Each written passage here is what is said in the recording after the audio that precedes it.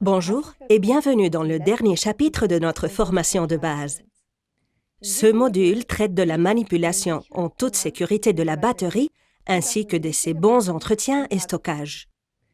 Nous passerons également en revue des termes très importants comme état de charge ou état de santé. Voici ce dont il s'agit exactement. Le terme état de charge ou SOC est familier à la plupart des gens. Les personnes qui aiment beaucoup jouer avec leur smartphone savent que le niveau de charge de leur batterie est en constante diminution. Si l'utilisateur normal dit « ma batterie est faible », l'expert en batterie dit que le niveau de charge est bas.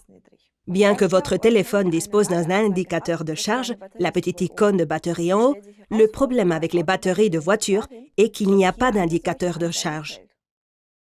Pour déterminer l'état de charge d'une batterie de voiture, nous devons donc faire deux choses. On mesure d'abord la tension de la batterie.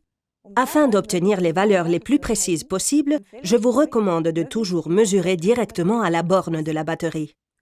De cette façon, vous évitez une distorsion de la mesure par les câbles ou autres.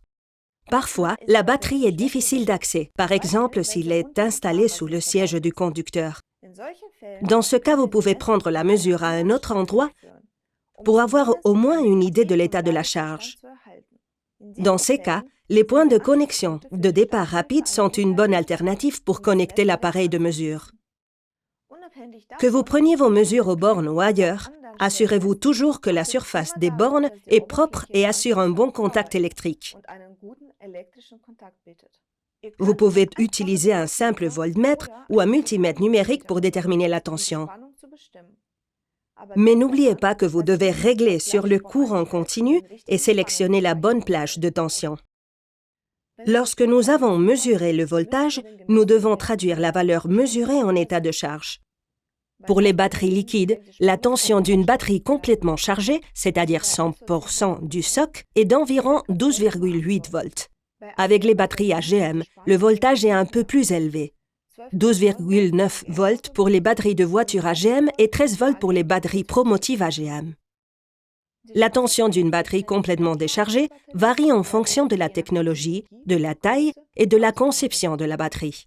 En général, cependant, une tension d'environ 11,5 volts pour les voitures ou de moins de 11,8 volts pour les batteries de camions est dangereusement basse et l'état de charge est d'environ 0%. Une tension de 12,2 volts pour les batteries de voitures ou de 12,3 volts pour les batteries de camions correspond approximativement à 50% du SOC. Avec ces trois valeurs, vous pouvez déjà très bien déterminer l'état de charge d'une batterie. Lorsque nous mesurons le voltage, nous devons nous assurer que la batterie n'est pas déchargée par des charges connectées en même temps, sinon vous mesurerez une valeur trop faible. Mais notez également que lorsque vous effectuez une mesure directement après avoir chargé la batterie, vous mesurez un voltage supérieur à l'état de charge réel. Après le chargement, peut également s'appliquer aux voitures qui viennent d'être amenées à l'atelier. Dans ce cas, la batterie a été chargée par l'alternateur pendant la conduite. Les valeurs de 12,8, 12,2 ou 11,8 volts, comme nous l'avons vu précédemment, sont ce que l'on appelle la tension de circuit ouvert ou OCV, pour Open Circuit Voltage. Cela signifie que la batterie n'est ni chargée ni déchargée par les consommateurs électriques. Vous souvenez-vous des limites de tension pour le test de courant de démarrage à froid dont nous avons parlé dans le premier module? Il y avait les limites de tension acceptables de 7,5 volts et de 6,0 volts respectivement. Mais cela ne signifie pas que nous déchargeons la batterie en dessous de 0% de SOC. Cela nous montre comment la charge électrique peut influencer la tension que nous mesurons finalement aux bornes. Le deuxième terme important en relation avec la batterie est le soi-disant état de santé ou SOH. Une batterie est une pièce d'usure, toute comme les freins ou les pneus. Cependant, avec les piles, le degré d'usure ne peut être vu de l'extérieur.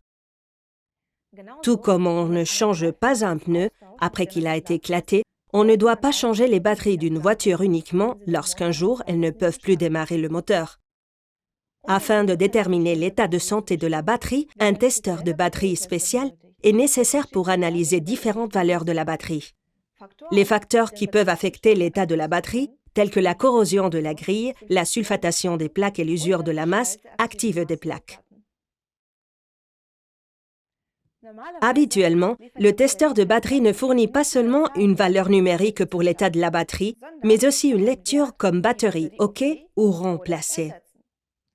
Cependant, si la batterie est entre OK et remplacée, une information chargée et testée peut apparaître. Cela peut déjà être une indication que la batterie a atteint la fin de sa vie. Vous pouvez informer vos clients sur le risque d'une éventuelle panne et leur recommander un changement de batterie préventif avant la prochaine saison hivernale. Pour les véhicules équipés d'un système start-stop, le niveau de charge de la batterie devient de plus en plus important, car la batterie est intégrée dans un système d'alimentation électrique embarqué. En outre, lors de l'utilisation du testeur de batterie, il est très important de s'assurer que celui-ci peut faire la distinction entre différentes technologies telles que l'AGM, le SLI et l'EFB. Vous devez également toujours vous assurer que vous sélectionnez la norme DIN-N, GIS ou BCI correcte. Les capacités des testeurs de batterie sont limitées.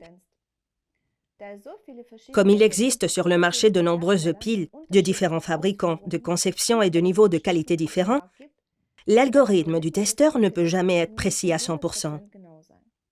Parallèlement, les fabricants développent et améliorent en permanence leur algorithme et leurs dispositifs. Nous recommandons donc d'utiliser un testeur doté des dernières technologies pour obtenir les résultats les plus fiables. Résumons tous les points importants. La tension mesurée en circuit ouvert au CV indique l'état de charge de la batterie. Pour obtenir des résultats fiables, assurez-vous que la batterie n'a pas de charge électrique. Sinon, le niveau de tension mesuré est trop faible. Mais assurez-vous également que la batterie n'a pas été chargée par un chargeur ou l'alternateur juste avant. Sinon, la valeur du voltage est beaucoup plus élevée qu'elle ne l'est en réalité.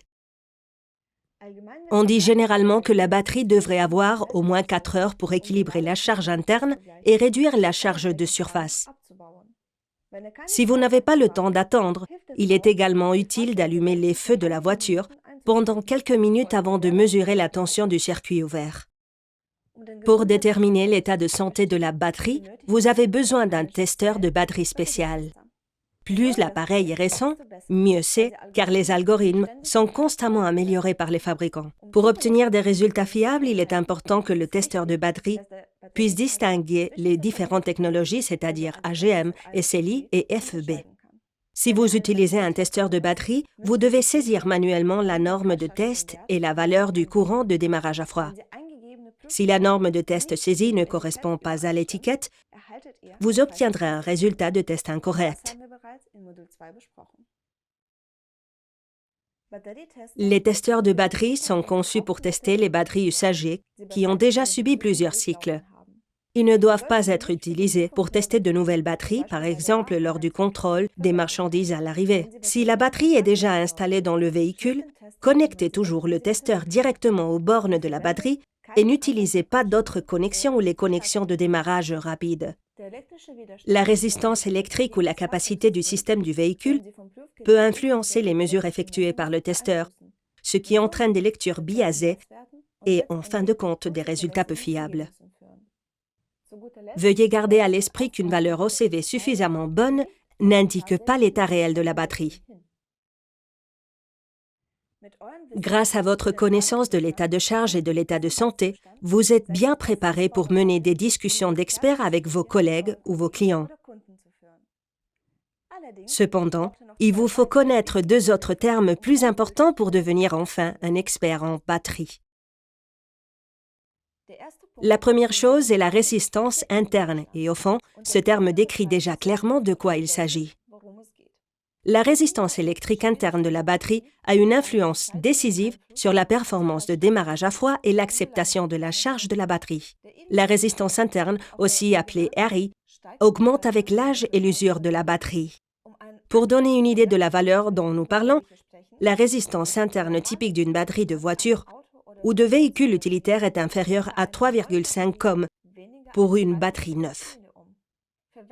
N'utilisez jamais un multimètre conventionnel pour mesurer la résistance interne. Il ne fonctionnera pas. Vous aurez besoin d'un appareil spécial de mesure du RI pour les piles. Savez-vous ce qui arrive à l'acide pendant le processus de chargement et de déchargement? Comme l'électrolyte participe au processus chimique, la concentration de soufre diminue au cours du processus de décharge. Cela signifie qu'il existe une corrélation directe entre la densité d'acide de l'électrolyte et l'état de charge. Dans le passé, il était assez courant de mesurer la densité de l'acide lors de l'entretien d'une batterie. Aujourd'hui, la plupart des piles sont complètement fermées, de sorte que la densité de l'acide ne peut plus être mesurée. Il est donc absolument suffisant pour cette formation que vous ayez entendu parler de ce sujet une fois. Bon, résumons les points principaux. La résistance interne a un effet direct sur les performances de démarrage à froid et l'acceptation du courant. La résistance interne augmente également avec l'âge. En général, plus elle est basse, mieux c'est. L'état de charge d'une batterie dépend de la densité de l'acide. Cependant, les piles modernes sont scellées et il est de toute façon impossible de mesurer directement la densité de l'acide.